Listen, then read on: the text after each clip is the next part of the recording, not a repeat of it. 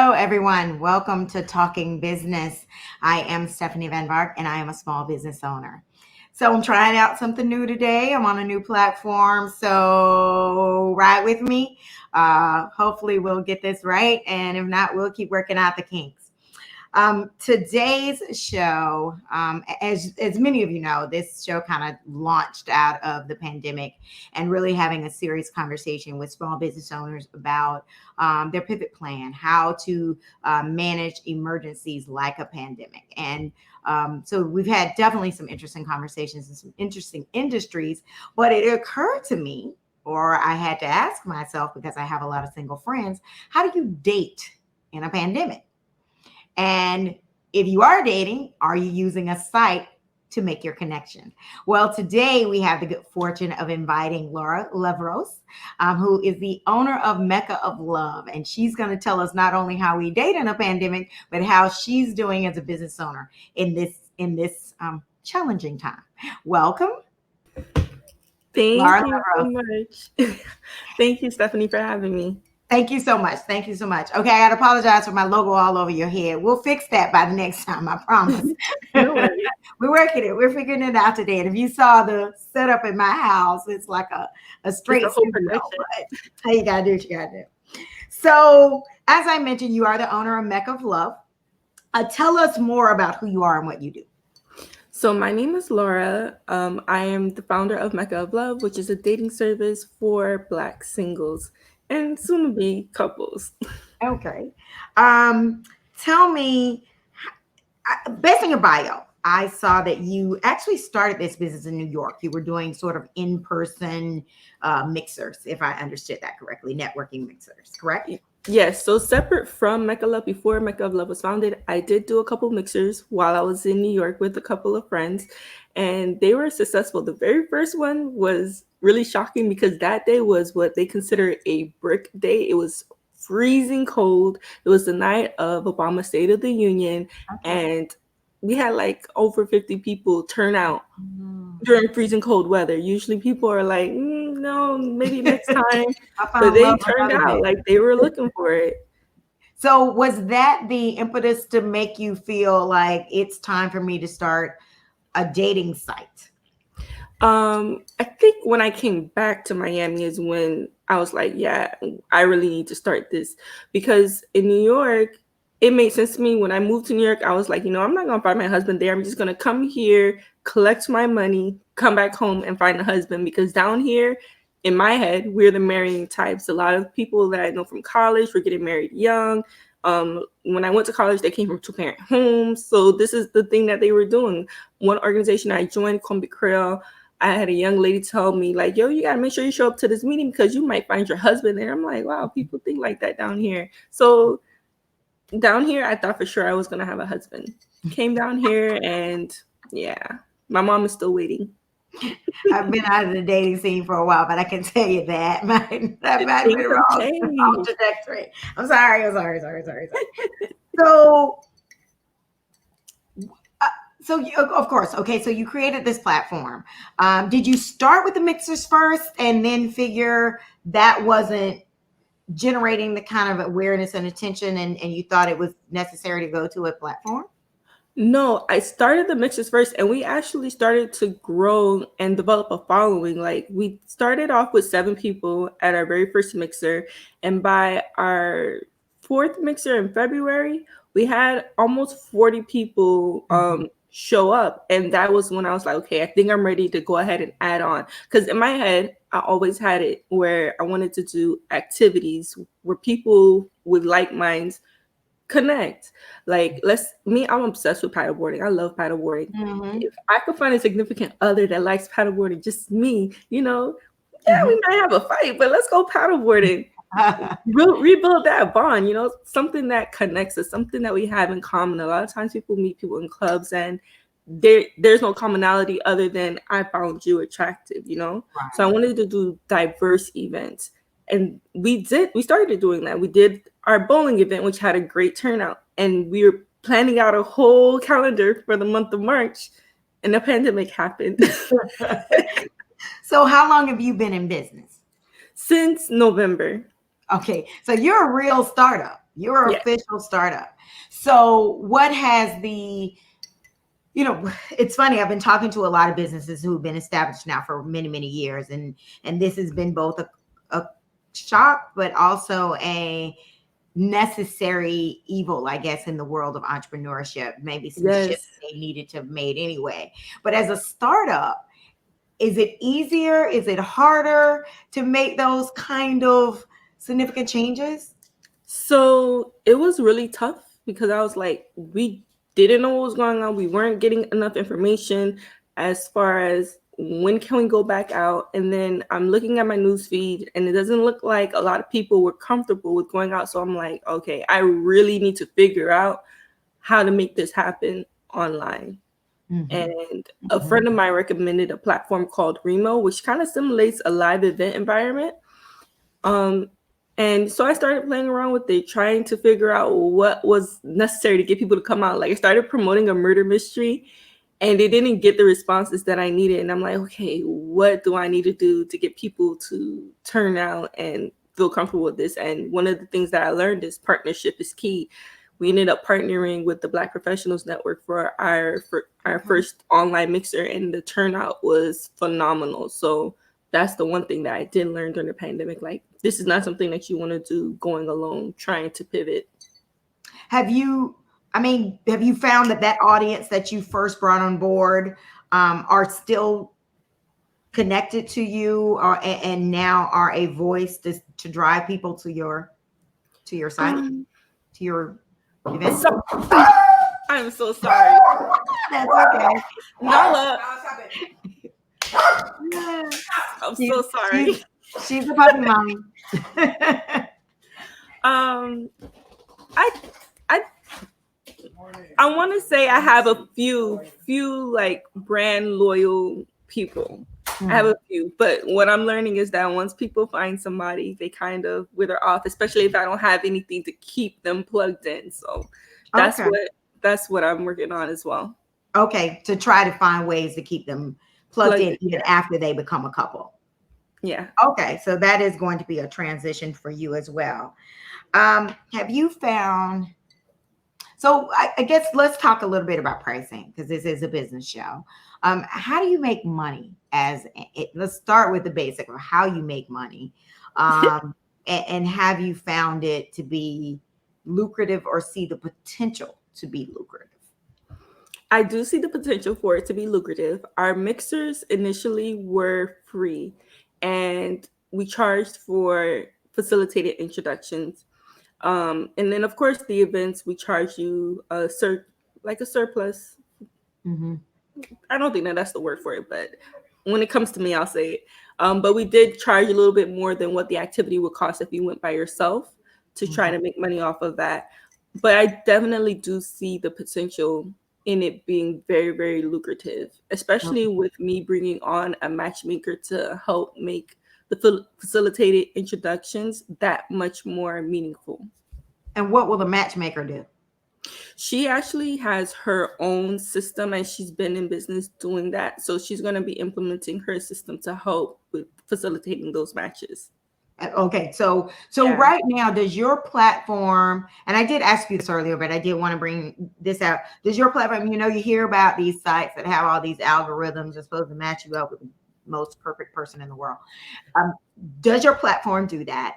And not, but the word, if I understand you correctly, you're working toward that method. Yes, I am working towards it. But right now, we're just focused on what do you guys even have in common? Because Mhm. sometimes these algorithms might say that you're the perfect match, but you grew up over here under these circumstances and you've never heard of what this person enjoys doing. Mhm. You grew up in Miami, Florida. How many people do you know are interested in snowboarding?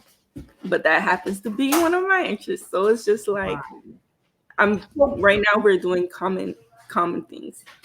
and how many points of reference do you have to determine in your application process to really sort of be able to say, okay, yeah, this person might be a good fit for this person? So there are some like deal breakers as far as, children, education, where if they don't even match up there, we don't try to attempt the introduction at all, because some people hold on to that dearly, like that's what they want to be part of their legacy, and it's just really important to them. So those type of things we don't move past that. Okay. Um, but is the goal to ultimately get to a platform that can create or balance, I guess, the algorithms with sort of looking at it from a human eye perspective? Say it again. Is the ultimate goal to create a platform that has algorithms, but also that human touch as well? Is that where you're trying to get to? Yes. So I've been looking up apps that do that, and I realized that Meets Bagel does that. They're the ones who give you maybe one introduction per day. There's another one called Flirt Filter Off Mhm. that also does it. So that's ultimately what I would like to do, where it is still the human touch, even though we have the algorithm push the recommendations. We want to make sure that it is the right recommendation. And would you have to patent something like that? To patent it, Yeah, if you created. we could patent it, but great ideas come a dime a dozen. Like I said, Coffee Meets Bagel and Filter Off, they have something like that. So I'm not sure it would make sense to try to patent it. Okay. Unless you were to come out with something that's Something new, completely, yeah. yeah. Okay. Let's see here. So with your business, marketing, I think is probably the beginning and end. Um, It is. First with how we bring people together, and second with how many people we got married. So I happened to do a little bit of research before this. A Pew Research determined that about 30% of adults are dating and using sites, which is considerably up over the last, 10, 12, 15 years. 23% actually went on a date from a site. 12% are committed, either are able to get into a committed relationship or married from a site. And I actually know a couple that's how they met. Has your success rate been sort of in line with that, or are you still sort of figuring out your formula? I think our success rate would lead to a higher success rate if we were to continue the way that we were when we had physical events. Okay. However, with it being online, we're just figuring this out. Like we've only had like maybe a couple of mixers Okay. since July, so we're still figuring out how successful we can be online. And then Okay. maybe we might end up doing a hybrid where we're doing online events and small, intimate COVID safety guidelines friendly in-person I mean, events. which you make a point. How do you make that safe? How do you make dating safe? Because obviously, if you like someone, even online, at some point I want to see them. I want You to want to see hold them, their hand. yeah. Exactly. So, what is your message today that would be a different message tomorrow? Communication is key. Just because a lot of people have an ask don't tell policy. No, you need to be upfront, especially in this day and age. And you also need to ask. You have to take responsibility for yourself. You want to ask the person their status, and don't be afraid to ask them to go get tested. It's very similar to the messaging that we got when they were talking about sexual health. Like this is very similar to that. Do not be afraid Okay. to ask them to go get tested, and go get tested together. There's nothing wrong with that. The Hard Rock gives results in about an hour if you do the rapid testing. So if you guys want to go out on a date, maybe you guys want to pull up one behind the other, go get your testing, sit in the car, wait for an hour, get your results before you guys head out. Something along those lines. But communication is key, and don't be afraid to ask, hey, what is your status? Well, and that brings about something with regards to the legalities that I'm sure you have to be very careful with. Some of the messaging that you put out there, and if you think about COVID, prior to that, diseases that may or may not be a challenge, what legal procedures or legal claimers or disclaimers have you been required to put in place for the purposes of protecting the business? I haven't come across anything like that just yet. I'm still, again, in the development phases, so Okay. that's something that I'm looking up, researching, constantly trying to find the right partners to help me in this process. Gotcha. Gotcha. I mean, definitely reach out to the chamber. They might be able to have some people that might be able to help you through maneuver through that piece. You Thank say you. on your site that your each profile is screened before being published. How do you do that? Is that something your matchmaker does? So we interview with them, and the goal is to have background checks, Oh, to make sure that this person doesn't have a history of domestic violence, make sure that they don't have a history of sexual abuse or sexual assault, because we don't want to put our members in a sticky situation. Granted, there's no guarantee that, hey, maybe they just never got caught, maybe they just never got convicted, hmm. but we want to do our best to try to minimize any potential dangers. Okay. So going back to marketing, um, I noticed on your site you have 75% of connections lead to a third date, which is an important marketing point if you are serious about finding someone. Um, what are you? I mean, you said your target market is primarily African Americans. Um, when you started to think about your marketing strategy, Sorry. well, that's okay. Just tell him to be in the show. What's his name? Her name is Nala. Hi, Nala. Nala, did you find a date? No. um, so, when you started to think through your marketing strategy, what were some key points that were very important to you that you felt would I'm so sorry. Give me one moment. okay?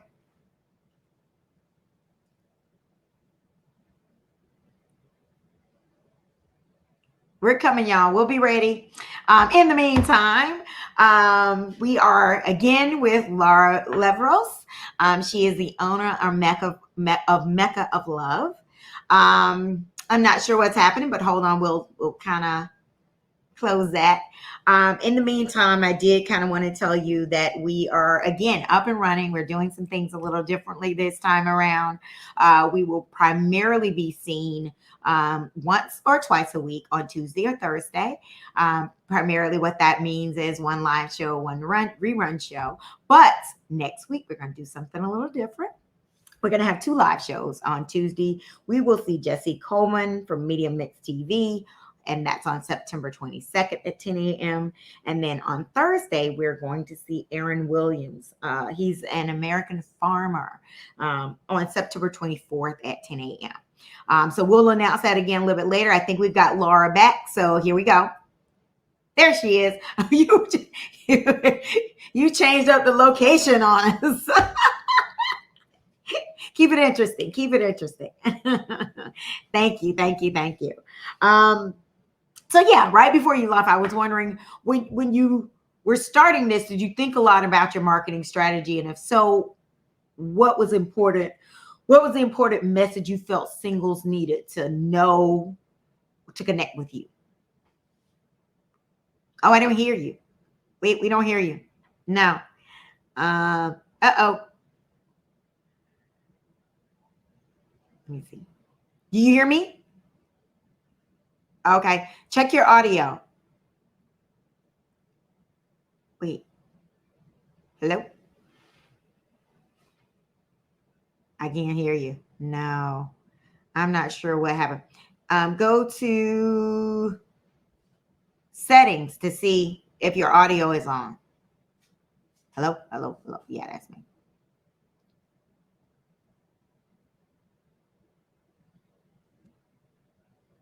No. No. Let's see. Trying to see. Do I have anything? Let me see. Unmute. How about now? Okay, I hear you. Yes, yes, yes, yes, yes, yes, yes, yes. How's the sound quality? Very good. Very good. Very good. And I actually like the backdrop. I love that you're outside. All right, so everybody, we had a few technical glitches there, but we figured it out. Yes. Yes.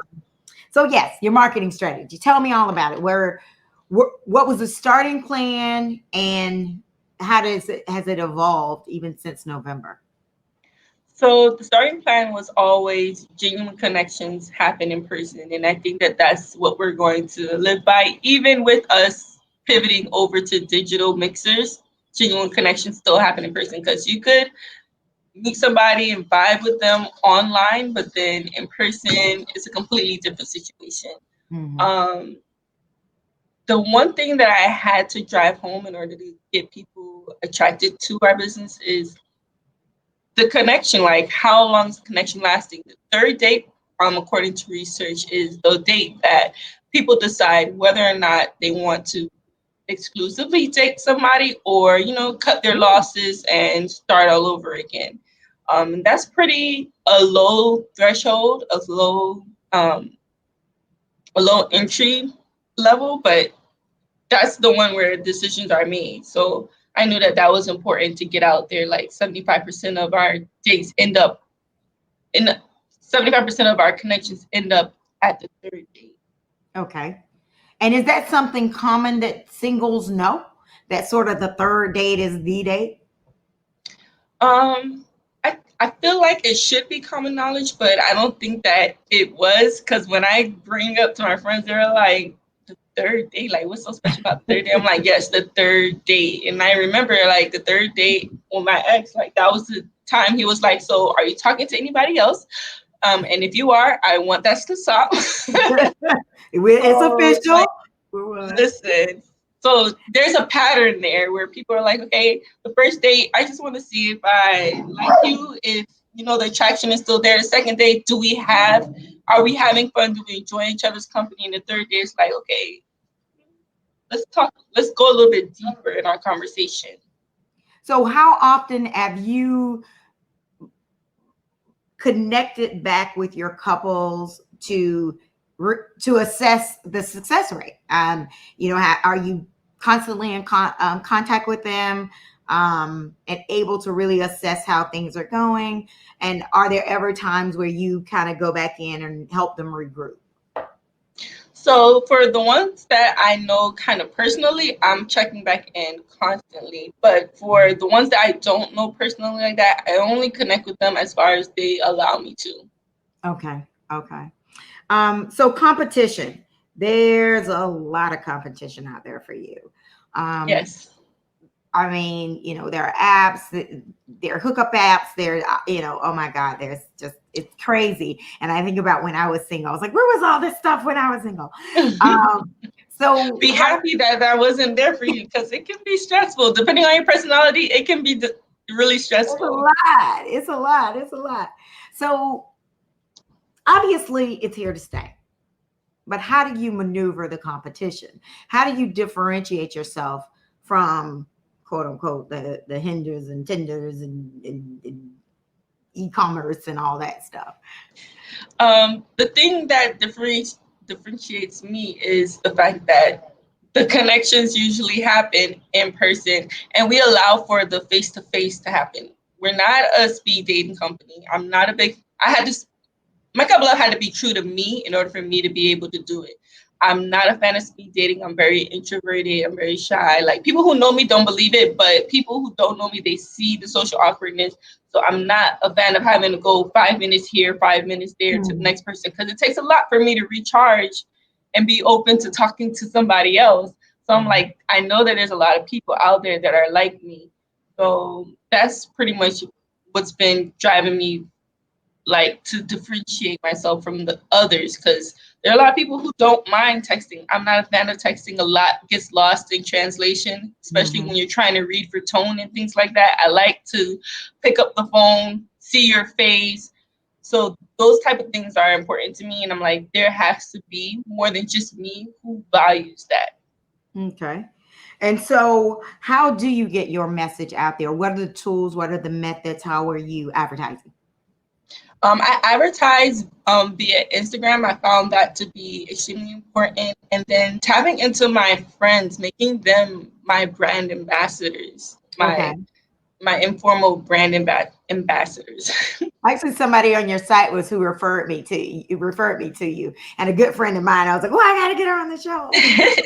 And I'm so grateful for that because I didn't even, I'm like, wow, there are people out there who are speaking on my behalf, and I don't, like they said, get you some friends who speak to you with opportunity, not who speaks up for you when opportunity knocks. So, Exactly. yeah, Present yourself. That's true.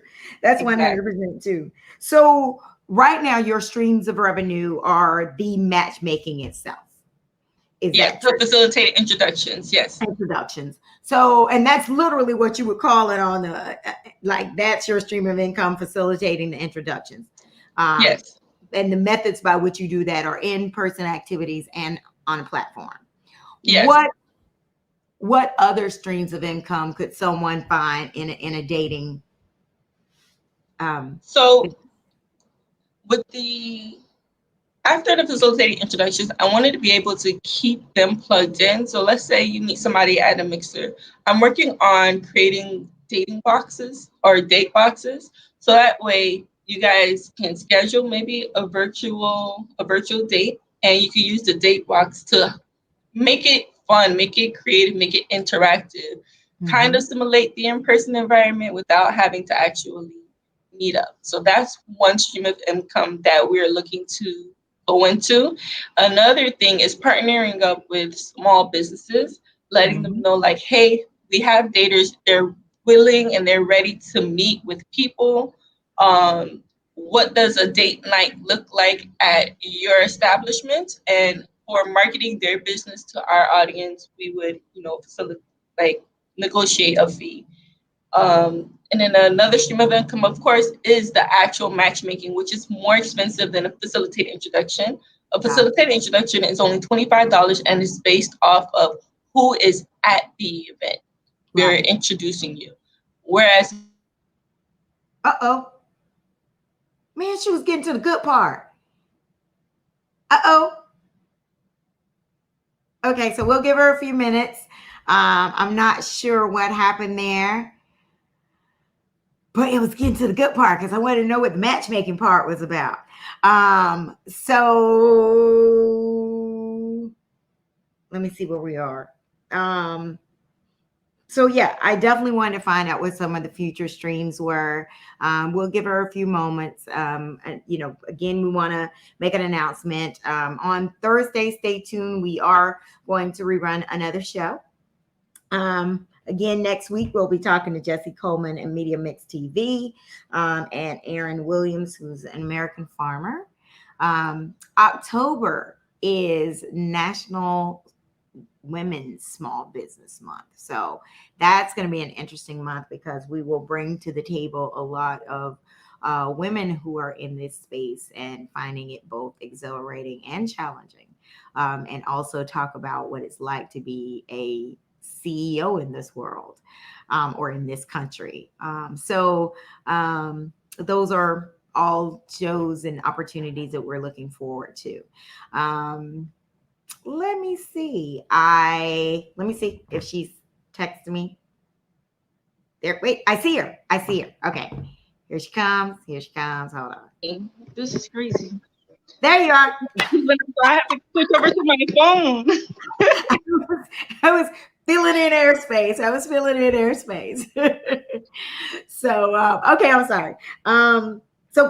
Wait, no, we weren't on the competition. You were talking about the different streams, and you said, of course, you sort of talked about the facilitation was $25. Now there's Yes. also a matchmaking component. So then the matchmaking is more expensive because we are actively seeking out a potential match for you.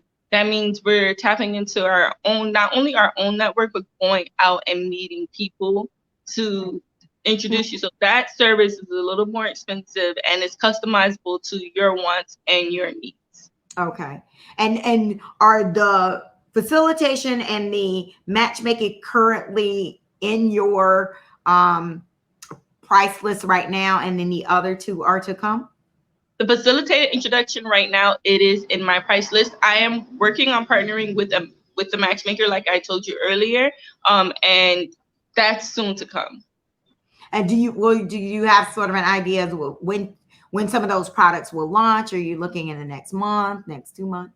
Yes, I'm looking at the next month or so.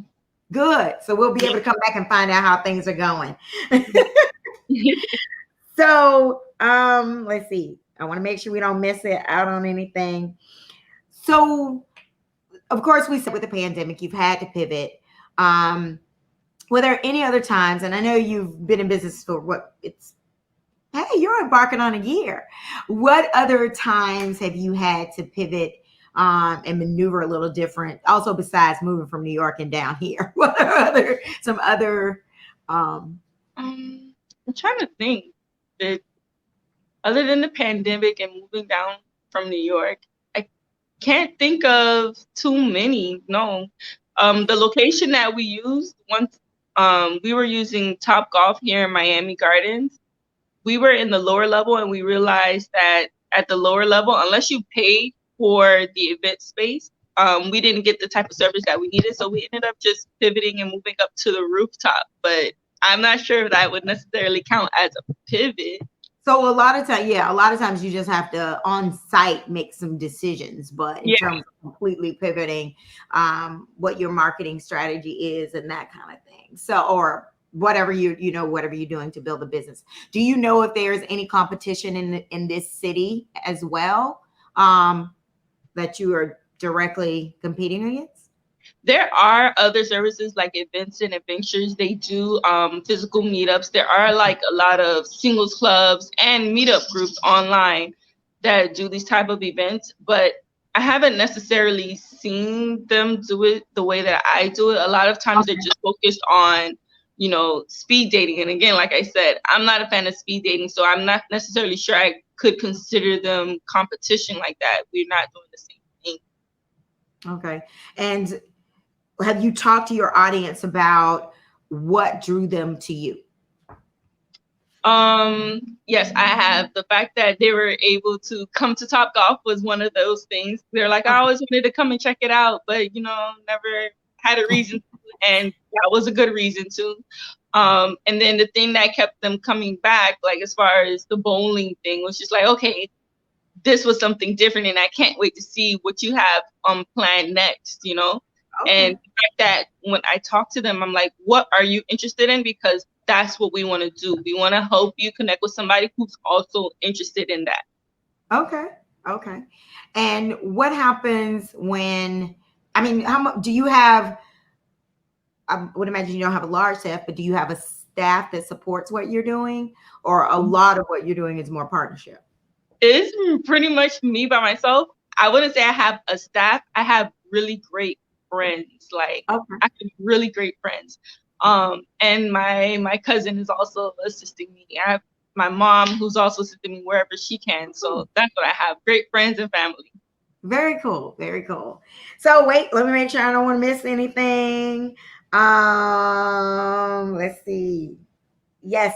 So yeah, I want to make sure we let everyone know how to find you. Please share how, especially if you're single, you need to reach out. How do we find you?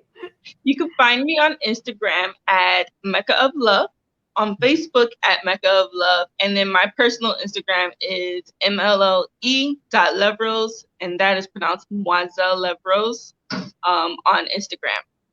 Okay. Thank you so much for being with us today. I know we had some technical challenges, but our first launch with our new platform worked out very well. So I'm very excited. I wish you much luck, and definitely, stay tuned. I definitely would like to find out how things are going, especially when we start to get out of the pandemic and we can be in person again. For sure. And thank you so much for having me, Stephanie. I really appreciate it. Thank you. Thank you. Please stay in touch. Will do, for sure. Have a great day. Bye. So thank you everyone for tuning in again. It was just very interesting to find out how that business works, but more importantly, how that business is working in a pandemic. So I really recommend you give her a call if you're single, Mecca of Love, because it feels like they are very cautious about making sure they make the right connection, but a very safe connection. So I really encourage that for sure. I won't be able to try it out for you, but y'all tell me how it went. So thank you again. We will see you next Tuesday in person, live. But there will be a rerun show on Thursday. So thank you for tuning in, and we will see you soon. Have a good day.